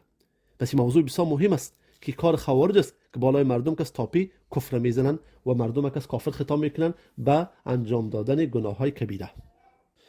و بعد شیخ الاسلام ابن تیمیه میفرمایند که ولا یسلبون الفاسق الملی الاسلام بالکلیه، که ایشان کستک یعنی که خطاب نمیکنن یعنی که رد نمیکنن و ایست که مکمل کس بیرون نمیکنن یک فاسق از ملت اسلام مکملا. یعنی که فاسق چیست؟ فاسق معنا میته دور یا بیرون از طاعت الله سبحانه و تعالی. مثل که الله سبحانه میفرماید و فسق کستک مثل پیشتر یادآور شدیم فسق بدون است. یک فسق اکبر است که انسان از اسلام خارج میکنه، مثل که الله میفرماید و اما الذین فسقوا فمأواهم النار، و مانند که فاسق شدن جایشان آتش جهنم است. پس فسق اکبر است. و فسق اصغر است که انسان از ملت اسلام خارج نمیکنه، مثل که الله میفرماید که یا ایها الذین آمنوا، ای کسانی که ایمان آوردین، ان جاءکم فاسق بنبأ فتبینوا، اگر شما یک فاسق آمد به خبری پس جستجو کنین. یعنی که میشه مسلمان باشه و یک خبر را بیاره و خوش فاسق باشه، یعنی که خارج از طاعت الله سبحانه و تعالی فسق عمل فسق انجام میدهد. ان تصیب قوم بجهاله، تا این نیست که تو نشه که شما قوم را به جهالت کست ملامت کنین و یا است که او را تومت بالاش کنین. پس در فاسق یعنی فسق اصغر هم داره اکبر هم داره، کفر اکبر هم داره اصغر هم داره. کفر اکبر انسان از ملت اسلام خارج میکنه، کافر است. کفر اصغر یک عمل کفری است که یک شخص انجام میده، یک عمل کفر انجام داره به طور مثال. و شرک اصغر هم داره اکبر هم داره. شرک اکبر انسان از ملت خارج میکنه، به طور مثال یک نفر بت پرستش میکنه و امثال را. و است که شرک اصغر که ریاکاری میکنه خود شرک است، یک عمل شرک است. پس عمل شرک تا خود شرک فرق داره. عمل فسق تا فسق یک نفر که فاسق عمل فسق را انجام میده که از اسلام خارج میشه. عمل کفر تا خود کفر فرق داره، چرا که شرک اعتقادی است و یک شرک در عمل است. یک نفر به طور مثال ریاکاری میکنه، او در اعتقاد خود مشرک نیست ولی خود نمایی میکنه به یک نفر باش ببینه چه خود نماز میخونه. و شرک و کفر در اعتقاد است و یک نفر عمل کفر انجام میدهد. و به اثبات موضوعی که بیشتر یادآور شدیم که ایمان به اعمال شایسته زیاد میشه. الله میفرماید در سوره انفال آیت 2 انما المؤمنون الذين، که به درستی مؤمنان آنان هستند که اذا ذکر الله وجلت قلوبهم، چون کس نام الله یاد شود قلبهایشان در لرزه میآید. و اذا تلیت علیهم آیاته، و چون تلاوت شود بالایشان آیات های ما زادتهم ایمانا، ایمانشان زیاد میشه، ایمانشان زیاد میشه. و بعد شیخ الاسلام ابن تیمیه میفرمایند که لا یزنی الزانی حین یزنی، یک نفری کس زنا نمیکنه، یک نفر که زناکار زنا میکنه و در وقت زنا و هو مؤمن، مگر یک کوم مؤمن باشه. یعنی زنا نمیکنه یک زناکار در وقت زنا مگر که او مؤمن باشه. یعنی که یک زناکار وقتی که زنا میکنه او امکان نداره زنا بکنه اگر مؤمن باشه. ولا يسرق السارق حين يسرق وهو مؤمن، و از دزدی نمیکنه دزدی در وقت دزدی که مؤمن باشه. ولا یشرب الخمر حین یشربها و هو مؤمن، و نکس نمی نوشد شراب در وقت نوشیدن آن و او مؤمن باشه. ولا ینتهب نهبة ذات شرف يرفع الناس إليه فيها أبصارهم حين ينتهبها و هو مؤمن. پس در اینجا که شیخ الاسلام ابن تیمیه موضوعی داور می شوند که و کسی که یعنی دزدی نمی کنه مال غنیمت را مگر کسی در وقت انجام دادن عمل که او مؤمن باشه. و در اینجا که شیخ ابن تیمیه می فرمایند که مصالحه‌ای که داور شده یعنی که مطلق ایمان است، یعنی در اون وقت از عمل و نفر مؤمن نمی باشه، ایمان نمی باشه، ولی بعد از انجام دادن عمل توبه میکنه، بلاس رجوع میکنه، یعنی دوباره کسی ایمان خود را تازه میکنه و دوباره کسی ایمانش کست باز میگرده برش. و پس اهل سنت و الجماعت در این موضوعات گناه های کبیره یک شخص را کسی زود کافر خطاب نمیکنه، مانندی خوارج واری، و همچنان کسی مانند مرجعه ور نمیگن که مؤمن کامل ایمان کامل داره، یعنی که یک بار که ایمان آوردی مکمل ترین ایمان است، هر چیزی کنی ایمانت بالا پایین نمیشه. و اهل سنت و الجماعت در اعتدال در بر گرفته من نظر گرفتن که یک شخصی که گناه کبیره میکنه، گناه ها انجام میده، نافرمانی انجام میده، ایمان ضعیف میشه. و همچنان مانند خوارج ما نمیگیم که مکمل کافر است، و همچنان مانند معتزله نمیگیم که در بین از این دوست. چرا مرجعه میگن که مؤمن کامل میباشه، هیچ وقت ایمان از او پایین بالا نمیشه. خوارج میگن مکمل کافر است و معتزله در بین از در بین ایمان و در بین کفر است. و یک از موضوعی است که اهل سنت و جماعت در یک است حالتی یا طریقی اعتدال اختیار کردن. و این بود درس هفته 11 بخش دوم. و صلی الله علی رسول و نبینا محمد و علی آله و صحبه اجمعین.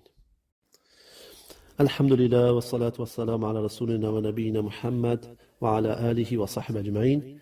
امروز شروع میکنیم فصل جدیدی را که موضوع است درباره موقف و یا عقاید و یا موقف بگیم بهترین لغت است از اهل سنت و جماعت در ارتباط صحابه رسول الله صلی الله علیه و سلم. و این درس هفته 11 بخش 3 است. شیخ الاسلام ابن تیمیه میفرمایند که و من اصول اهل السنه و الجماعه، که از اصول اهل السنت و الجماعت است که سلامت قلوبهم و السنتهم لاصحاب رسول الله صلی الله علیه و سلم، که سلامتی و در امان نگه داشتن قلبهایشان و زبانهایشان در حق صحابه رسول الله صلی الله علیه و سلم، یعنی که در قلب خود با صحابه رسول الله صلی الله علیه و سلم بغض، کینه، عداوت، دشمنی و نمی داشته باشند، و همچنان به زبانهای خود اذیت نمی‌رسانند بر رسول الله و صحابهشان.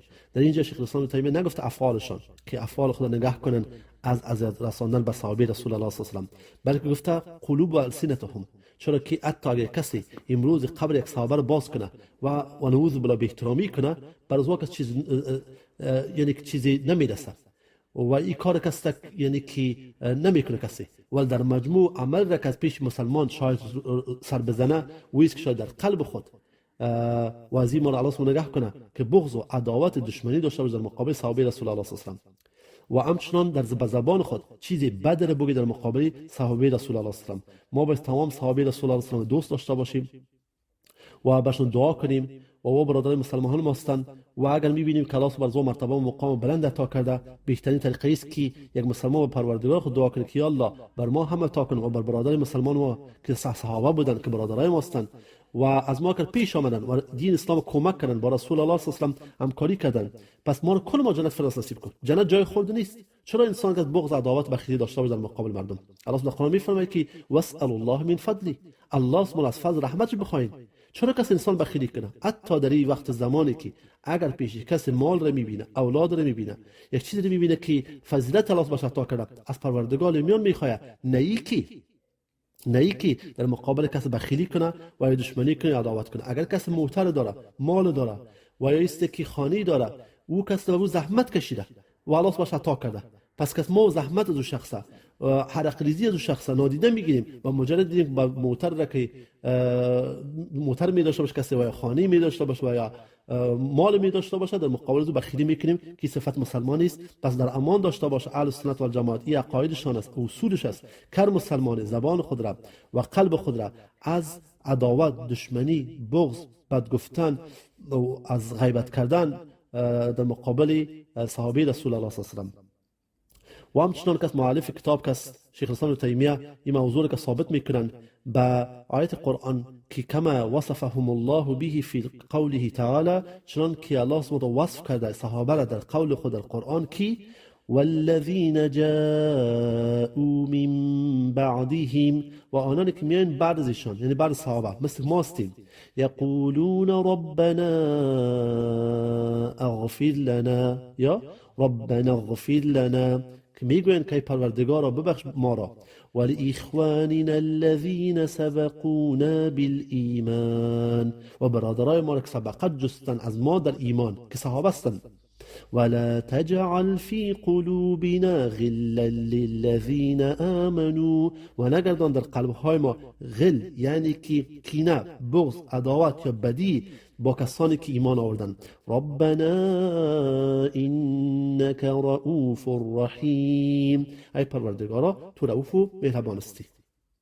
پس این آیت که ایشان سبقت جستن، مثل که الله میفرماید در قرآن للفقراء المهاجرین الذين اخرجوا من دیارهم و اموالهم، بر فقیران از مهاجرا که ایشان که بیرون شدن، اخرجوا من دیارهم و اموالهم، از خانه هایشان و اموالهایشان، که طلب میکنن فضل از جانب پروردگارشان، یبتغون فضلا من الله و رضوانا، که طلب میکنن فضل از جانب پروردگارشان، از جانب الله سبحانه و تعالی و رضایتش، و ینصرون الله و رسوله، و کس کمک میکنن دین الله را و رسولش را، اولئک هم الصادقون، ایشان هستند صادق در ایمان خود و در قول خود.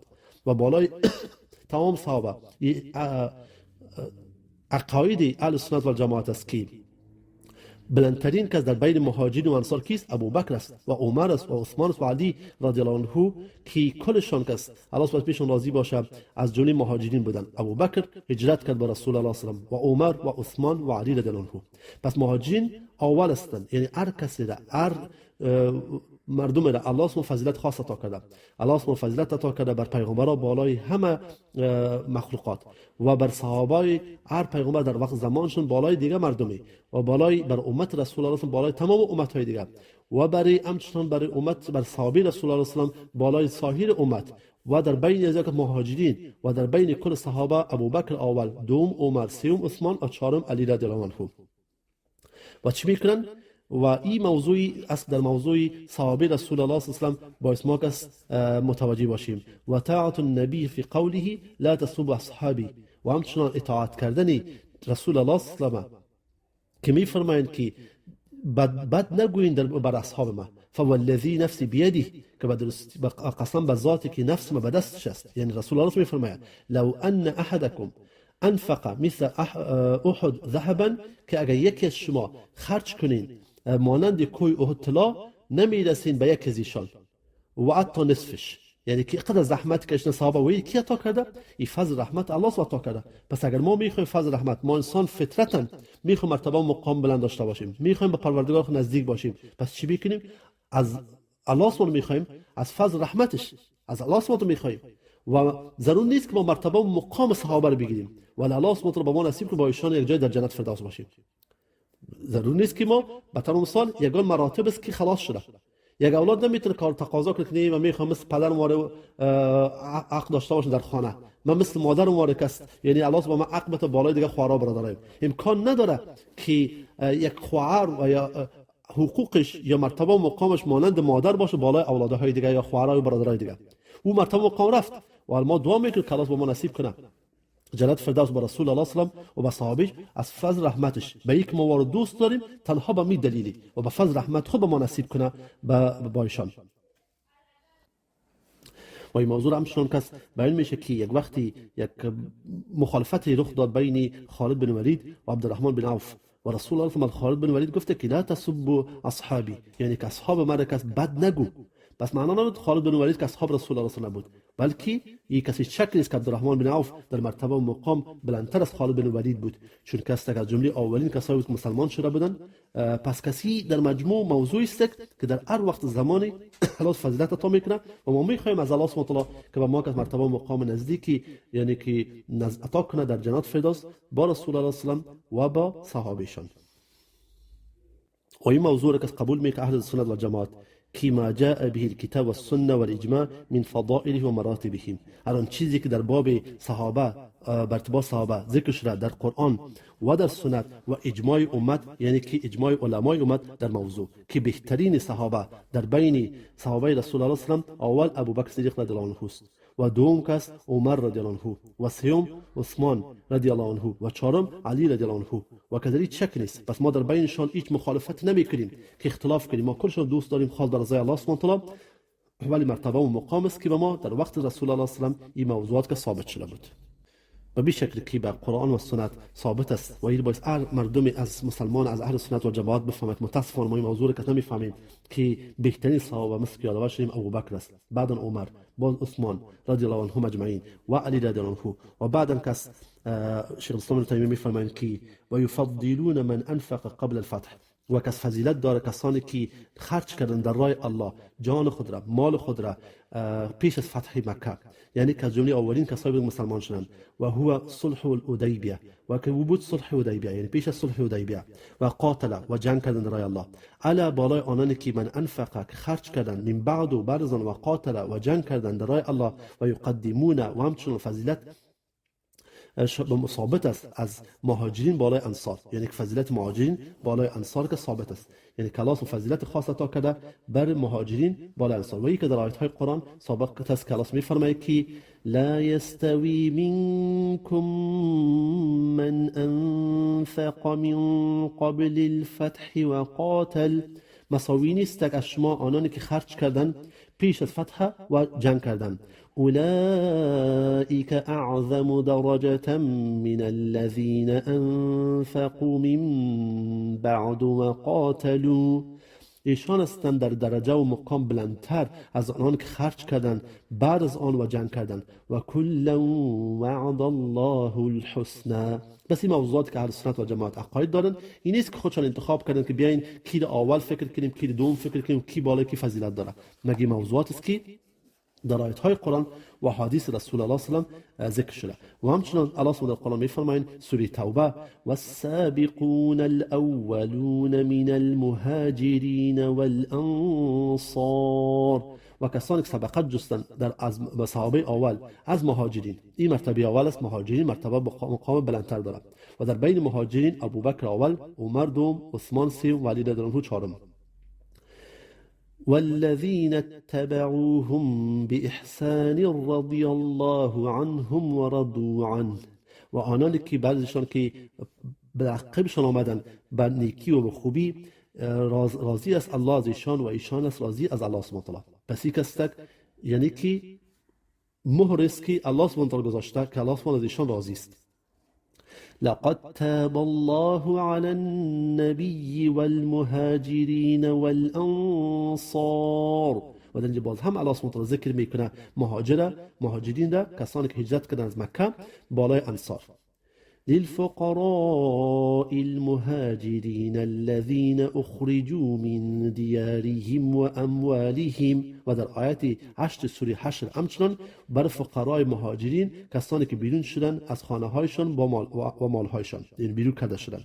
پس این عقاید اهل سنت و جماعت است در موضوع صحابه رسول الله صلی الله علیه و و همچنان شیخ الاسلام ابن تیمیه کس میفرمایند که و یؤمنون بان الله قال لاهل بدر، و ایمان دارن اهل سنت و جماعت به اینکه الله سبحانه و تعالی گفت بر کسانی که در جنگ بدر شرکت کرده بودند و کانوا 310 که ایشان بودن 310 نفر. اعملوا ما شئتم فقد غفرت لكم، که انجام بدهین هر چی که میکنین الله سبحانه و تعالی بخشیده.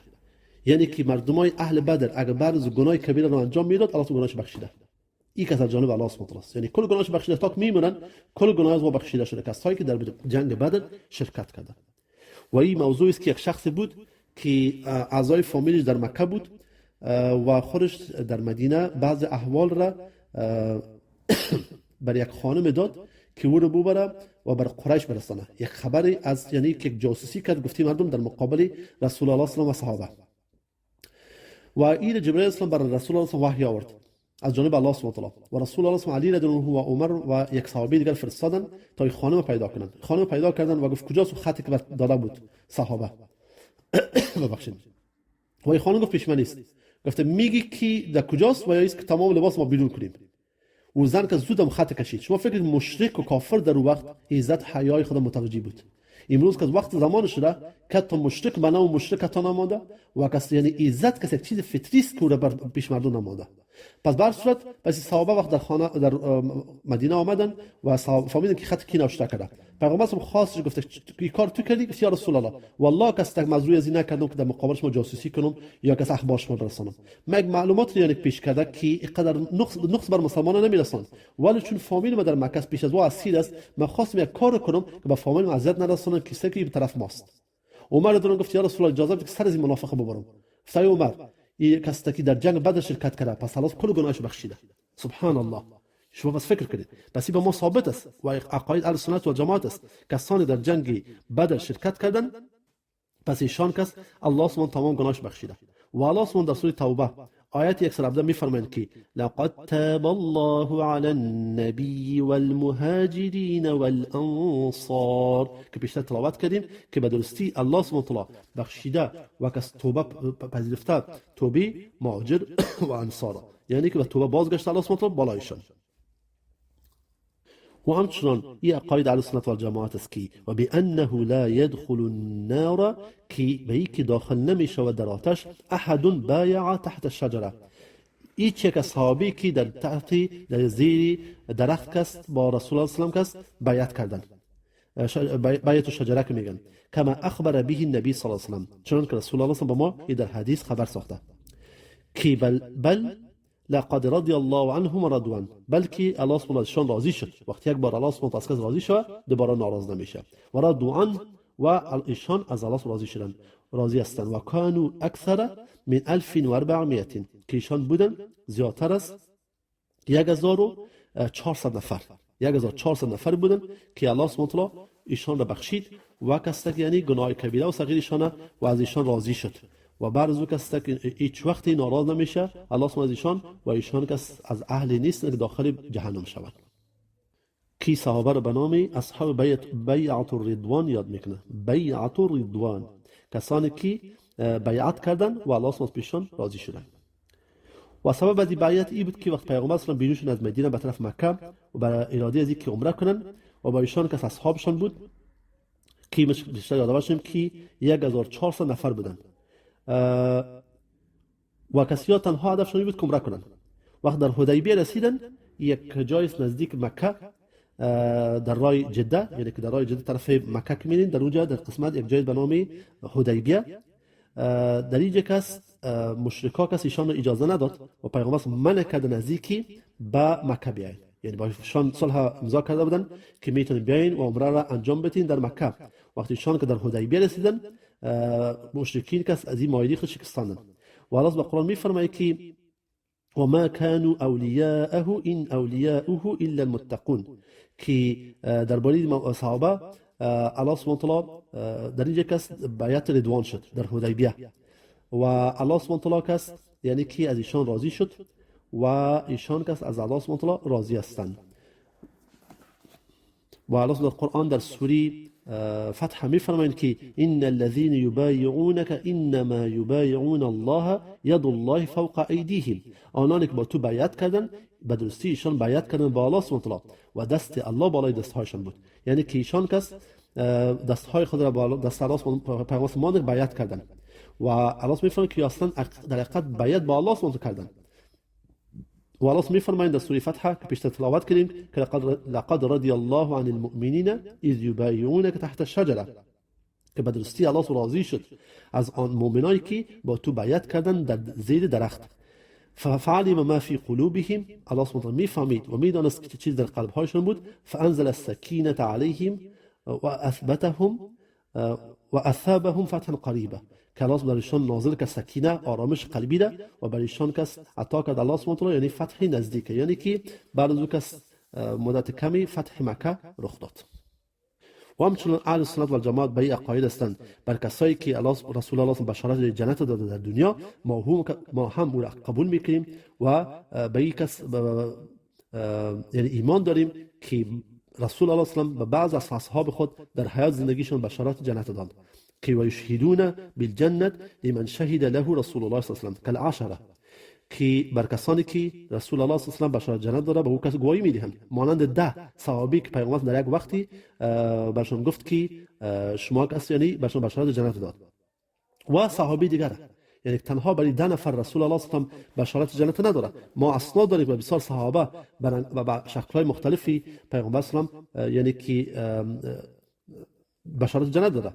به طور مثال رسول الله صلی الله علیه و اوکاشه گفت که اوکاشه که بلند گفت یا رسول الله دعا کنید من الله از جمله کسایی بگردانه که داخل بهشت میشه اول بدون سوال جواب. پیامبر صلی الله علیه و گفت تو از جمله هستی. پس این بشارت در جای مختلف پیامبر صلی الله علیه و برای صحابی بسیار بشارت جنت داده. به طور مثال حدیث داریم ثابت است از رسول الله صلی الله علیه و که به خدیجه ام المؤمنین خانمشون بشارت جنت دادن. و پس تمام بعضی از صحابی دیگه که در یک کتاب به نام کتاب اربعین که بشارت داده بر جنت از شیخ علی جلبنه و او کس از معلمین است، کتاب بسیار مقبول است. ان شاء الله کوشش میکنیم کلا به لسان دریک ترجمه کنیم که صحابی که رسول الله صلی الله علیه و احادیث جمع کردن که پیغمبر صلی الله علیه و بشارت جنت دادن به بعضی صحابه. مثلا مثال 10 صحابی که بهشون بشارت جنت داده شده 4 خلفای راشدین هستند: ابوبکر، عمر، عثمان، علی، سعید بن زید و سعد بن ابی وقاص، عبدالرحمن بن عوف، طلحه بن عبید الله، زبیر بن عوام و ابو عبیده عامر بن الجراح. و این کسایی هستند که بهشون الله سبحانه و رسول الله بشارت جنت داده که به نام عشره یاد میشه، عشره مبشره که ابوبکر است 1، عمر 2، عثمان 3 و علی 4 و سعید بن زید 5 و سعد بن ابی وقاص 6، عبدالرحمن بن عوف 7 و طلحه بن عبید الله 8، زبیر بن عوام 9 و ابو عبیده بن جراح 10. و این تمام شکست بعضی از علما در یک شعر جمع کردن که میفهمن که سعید و سعد و ابن عوف و طلحه و عامر و فهر و زبیر ممدح. پس ما اهل سنت و الجماعت به عقاید داریم بر کسانی که الله رسول الله صلی الله علیه و در حیات زندگیشان بشارت جنت داده. ولی تنها فراموش نکنید که تنها 10 صحابی نیست که رسول الله صلی الله علیه و بشارت جنت داده. صحابه دیگه هم هستند در موقع‌های مختلف، جاهای مختلف رسول الله صلی الله علیه و بهشون بشارت جنت داده.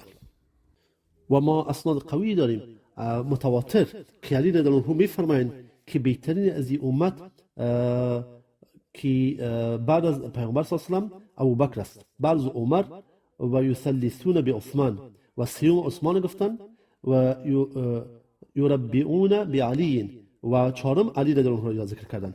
پس ما اهل سنت و جماعت به میعقایس بیشتر موضوع کسی یادآور شدیم درباره مراتب صحابه، نظر به احادیث رسول الله صلی الله علیه و آیات های قرآن. و مگر کس رافضه و شیعه ها در این کس میگن که باز علی که خلیفه اول می بود و باشون صحبت کنید چی میگن؟ میگن که علی رضی الله عنه کس اصلا خلافت بر از او بود ولی از پیش کس ابوبکر گرفت.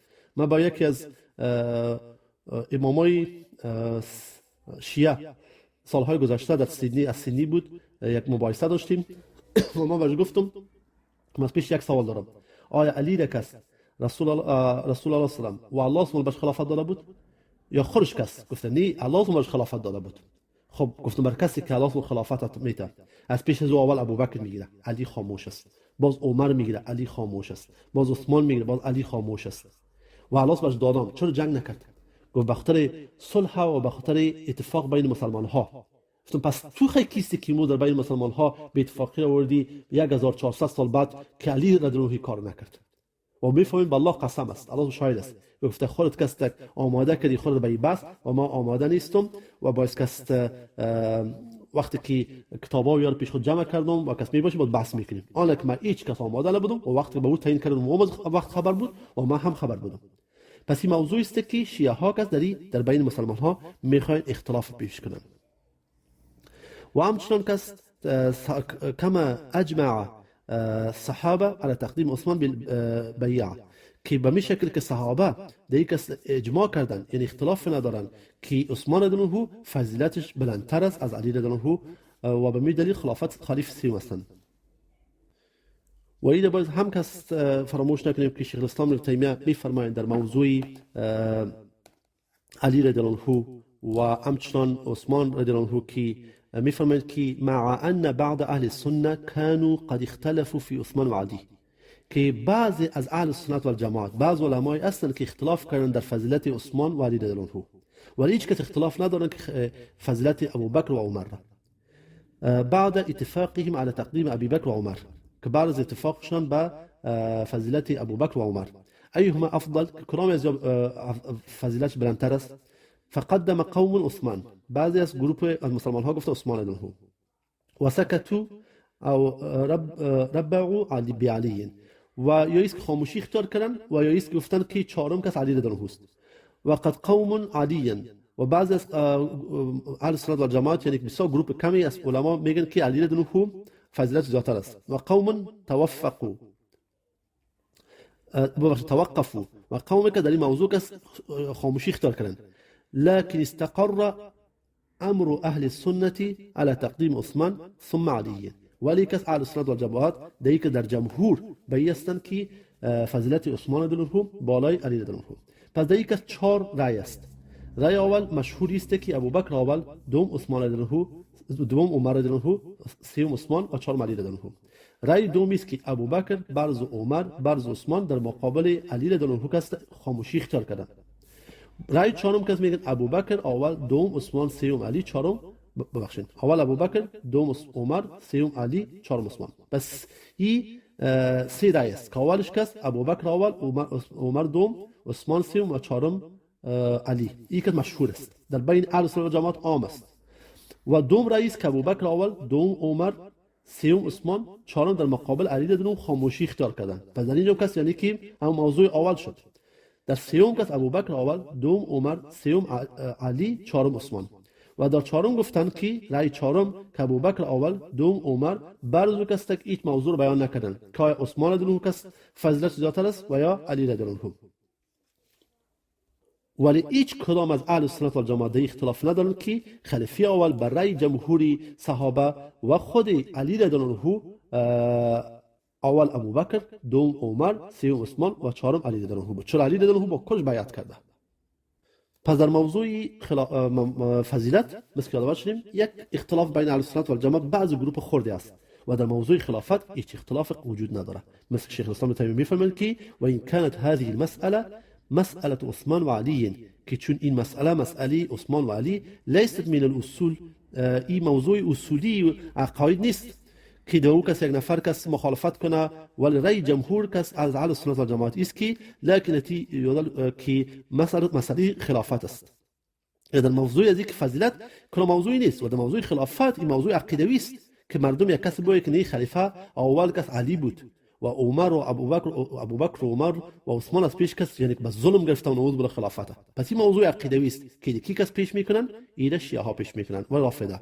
و ذلك انه يؤمنون ان الخليفه بعد رسول الله صلی الله علیه و ابوبکر و عمر ثم عثمان ثم علی. و دیگه کس اهل سنت و جماعت مخالفت نداره که بعد از رسول الله صلی خلیفه اول ابوبکر، دوم عمر، سوم عثمان بود، برزو علی. و من طعن في خلافه احد من هؤلاء فهو اضل من حمار اهله. پس هر کسی که شیخ الاسلام ابن تیمیه میفرمایند که در این موضوع است در موضوع خلافت طعنه وارد کنه و بگه که نیک خلافت از پیش گرفته، پس او از گمراه تر است، یک ایوان است. و در شیخ الاسلام ابن تیمیه میفرمایند که از یک حمار و یک از خر اهلی کرده گمراه تر است. چون که موضوع واضحی کس نمیفهمه که رسول الله صلی الله علیه و آله موضوع ابو علی رضی الله عنه با 3 خلیفه کس بیعت کرده. چطور امکان داره بیعت کنن و برزو کستک و بوی خلافت اصلا از نبود؟ و ما کلام نص داریم اگر خلافت بر علی رضی الله عنه الله سبحانه عطا کرده، کلام آیت قرآن است نه، کلام قول رسول الله صلی الله علیه و آله. پس این مشکل کلان است در بین مردم، موضوع عقیدوی است. و همچنین از عقاید اهل سنت و جماعت از دوست داشتن اهل بیت رسول الله صلی الله علیه و آله. یعنی ما کسی امر ضروری است که ما دوست داریم اهل بیت رسول الله صلی الله علیه و آله، حسن، حسین رضی الله عنهم، فاطمه را و علی را و همچنان خانمای رسول الله صلی الله علیه و آله همیشه دوست داریم، چون که خانم اهل بیت است. یعنی که شیعه میگن که اهل بیت خانم نیست، اهل بیت کس علی و فاطمه و اولادایشون است رضی الله تعالی عنهم. ولی این فراموش میکنه که اهل بیت در قرآن در 2 جای ذکر شده و دوش خطاب به خانم ها میکنه. در جای اول الله سبحانه خطاب میکنه به اهل بیت، به خانمای ابراهیم علیه السلام، و در جای دوم به اهل بیت خطاب میکنه به خانمای رسول الله صلی الله علیه و آله. ولی چون شیعه این قرآن مکمل فکر نمیکنن، میگه قرآن مکمل نزد مهدی است که میاره، پس به مو دلیل مشکلشون نمیست که واصلا از ایمان درست به قرآن که خارج هستن. چطور امکان داره که واقعا در این مسائل دیگه با ما موافق باشن؟ پس که ما دوست داریم ابوبکر و عمر و علی را و عثمان را، ولی شیعه ها که بد میبینن ابوبکر و عمر، حتی خطاب کافر و لعنت بهشون میکنن و عثمان را و میگن ما تنها علی دوست داریم. پس میبینیم باز هم که اهل سنت و الجماعت روی و روشی اعتدال مد نظر گرفتن. الله سبحانه قرآن میفرمایند و خطاب میکنن بر خانمای پیغمبر اسلام اهل بیت در سوره احزاب. الله سبحانه میفرمایند که یا ایها النبی قل لازواجک، ای پیغمبر بگو بر خانمایت، این کنتن تريدن حیات الدنیا، تا به آخر از اول آیت که خطاب بر خانمای رسول الله صلی الله علیه و تا به جایی که الله سبحانه میفرماید که موضوع اهل بیت ذکر میکنه. پس شروع از آیت که آیت 28 است درباره خانمای رسول الله صلی الله علیه و یا نساء النبی من یأتی منکن، ای خانمای پیغمبر، ای خانم پیغمبر، باز خطاب میشه ای خانم پیغمبر، تا به آیت را که باز الله میفرماید که یا نساء النبی لستن، شما مانند خانم های دیگه نیستین و الله سبحانه اراده ازید داره که شما رو پاک کنم. الله میفرماید که انما یرید الله لیذهب عنکم الرجس، که الله سبحانه اراده ازید داره که شما رو دور کنه ناپاکی را. و اهل البیت، ای اهل بیت، خطاب بر کیست؟ به خانمای رسول الله صلی الله علیه و ولی رافضه و شیعه چی میگن؟ میگن نه، خانمای رسول الله اهل بیتش نیست. چطور امکان خانم اهل بیت نباشن؟ و همچنان شیخ الاسلام تیمیه میفرمایند که در موضوع و رسول الله میفرماید و این موضوع که شیخ الاسلام تیمیه ذکر میکنه که و یحبون اهل بیت رسول الله صلی الله علیه و که دوست میدارن اهل بیت پیغمبر صلی الله علیه و درباره صحبت کردیم که اهل بیت شامل خانم هاست و یتولونهم و یحفظون فیهم وصیت رسول الله صلی الله علیه و در حق ایشان وصیت رسول الله صلی الله علیه و مد نظر میگیرن که پیغمبر چی گفت؟ حیث قال یوم غدیر خم، در روز غدیر خم، اذکرکم الله فی اهل بیتی، که شما را کسته یعنی که یاد میتونم نصیحت میکنم با در حق اهل بیت من که نیکی کنین، یعنی خوبی کنین، ایشان رو دوست داشته باشین. ولی شیعه چی میگن؟ نه، میگه در غدیر خم اهل بیت گفته پس از حسن و حسین، فاطمه و علی و اولادشون بس. و در حالی که فراموش میکنن خانمای رسول الله صلی الله علیه و اهل بیت هست. شما تصور کنین خانمای رسول الله صلی الله علیه و بدکارا میگن. چطور امکانه که شخص را کسی دوست داشته باشه و خانمش بدکارا بگه؟ و همچنان و قال ایضا للعباس عمه، و همچنان موضوعی که گفتن بر عباس کاکای خود، و قد اشتكى الیه ان بعد قریش یجفو بنی هاشم، که عباس شکایت کردن بر رسول الله صلی الله علیه و از بعض قریش که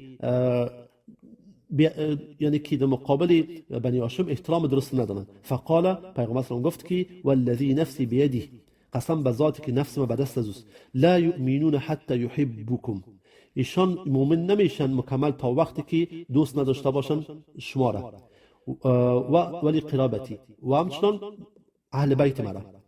و قال ان الله اصطفى بنی اسماعیل، و گفت که الله رسول الله صلی الله علیه و که الله سبحانه انتخاب کرده اولاد اسماعیل علیه السلام، واصطفى من بني اسماعیل کنانه، و از بنی اسماعیل یعنی که از اولاد اسماعیل علیه السلام انتخاب کردن کنانه را. واصطفى من کنانه قریشا، و انتخاب کردن از کنانه قریش را. واصطفى من قریش بنی هاشم، و انتخاب کرد الله سبحانه و تعالی برگزید از قریش بین قریش بنی هاشم را. واصطفانی من بنی هاشم، و از بین بنی هاشم الله سبحانه و تعالی انتخاب کرد یا برگزید من را، یعنی که رسول الله صلی الله علیه و و چی میکنن شیعه در حق خانمای رسول الله صلی الله علیه و یعنی که گستاخی بی‌نهایت زیاد میکنن. خانمای رسول الله صلی الله علیه و یعنی عایشه رضی الله عنها بدکارا میگن، نعوذ بالله، در حالی که براءت عایشه رضی الله عنها در قرآن ثابت است. و الله سبحانه قرآن میفرماید که النبی اولی بالمؤمنین من انفسهم، که پیغمبر که بالای مؤمنان است یعنی که حق زاد از جانهاشون کرده. و ازواجه امهاتهم، و خانمهای پیغمبر مادرهایشان است. الله اکبر. شیعه چطور این آیت قرآن را که در سوره احزاب است آیت 6 رد میکنن که خانمهای پیغمبر مادرایشان است، خانمهای پیغمبر مادرایشان است، بالخصوص خدیجه رضی الله عنها که مادر زاترین اولادای رسول الله صلی الله علیه و بودند. و درباره خدیجه رضی الله عنها یادآور شدیم که در سیرت رسول الله صلی الله علیه و که تمام اولادای رسول الله صلی الله علیه و از خدیجه رضی الله عنها بود. در این بخش یادآور شدیم که تمام اولادای رسول الله صلی الله علیه و از خدیجه رضی الله عنها بود بجز از ابراهیم.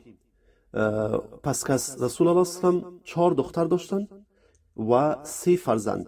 فرزندایشان ابراهیم، قاسم و عبدالله بود که ابراهیم از خانمشان ماریای قبطیه بود و دیگه تمام فرزندای رسول الله صلی الله علیه و سلم از خانمشان خدیجه رضی الله عنها بود. پس درباره طیب و طاهر بعض علما میگن که فرزندای جدا بودن، یعنی که رسول الله 4 فرزند داشته و یا 5 فرزند داشته، ولی که درست اصلا ایست که رسول الله صلی الله علیه و 3 فرزند داشتن، ابراهیم، عبدالله و قاسم، و طاهر و طیب که لقب یا القاب بودن برای فرزندشان ابراهیم عبدالله، که این عقیده السنت و جماعت است که 4 یعنی که 4 نی 3 فرزند داشتن رسول الله و صدیقه بنت صدیق رضی الله عنها و همچنان صدیقه که خطاب به کنی عایشه رضی الله عنها است، دختر صدیق یعنی ابوبکر صدیق رضی الله عنه. همچنان که درباره پاکدامنیشان الله سبحانه و تعالی آیات قرآن را نازل کردند. و درباره ذکر آیه خدیجه رضی الله عنها مرتبه و مقام بلند دارد در فضیلت و یا است که عایشه رضی الله عنها در یک از بعض علما اختلاف کرده، بعض میگن خدیجه رضی الله عنها مرتبه مقام بلندتر دارد و فضیلت زیادتر، و بعض میگن عایشه رضی الله عنها. معذرت میخوام بیشتر کسی که اشتباه شده پیشم که یادمشون که 4 فرزند بلکه 4 دختر و 2 فرزند که قاسم و عبدالله، طیب و طاهر دوش کس نامهای عبدالله است، و دخترای رسول الله صلی الله علیه و 4 دختر که زینب، ام کلثوم، فاطمه و رقیه. و اهل سنت و جماعت دوری میکنن و براءت اعلان میکنن از طریق روافض و شیعه ها که ایشان کس با صحابه رسول الله صلی الله علیه و بغض عداوت دارن و دشمنی دارن و کس ذاترین صحابه میگن بعد از رسول الله صلی الله علیه و کافر شدن. و اینو باید فراموش نکنیم که خانم‌های رسول الله صلی الله علیه و خانم‌هایشان که در دنیا بودن در آخرت هم میباشند.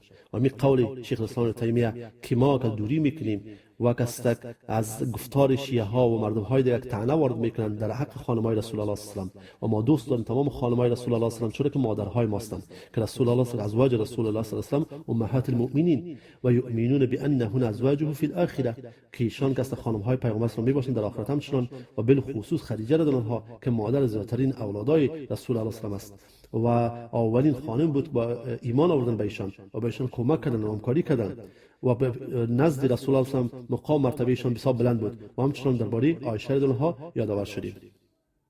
پس ما غلو نمیکنیم در حق خانم اهل بیت رسول الله صلی الله علیه و مانند که روافض و شیعه ها کردند، و همچنان کس تفریط نمیکنیم در حق اهل بیت رسول الله مثل که نواصب کردند. نواصب کسانی بودند که وقتی دیدن که روافض یا کس رافضه ها یا شیعه ها در حقشون غلو میکنن و وارد کس حتی علی رضی الله عنه بعضشون خالق میگن، پس وا چی کردن؟ وا کس شروع کردن به طعنه وارد کردن و به دشنام دادن و زشت گفتن اهل بیت رسول الله صلی الله علیه و پس اهل سنت و جماعت نه هی رای را اختیار میکنند که روافض گرفته و نه رای را اختیار میکنند که نواصب گرفته.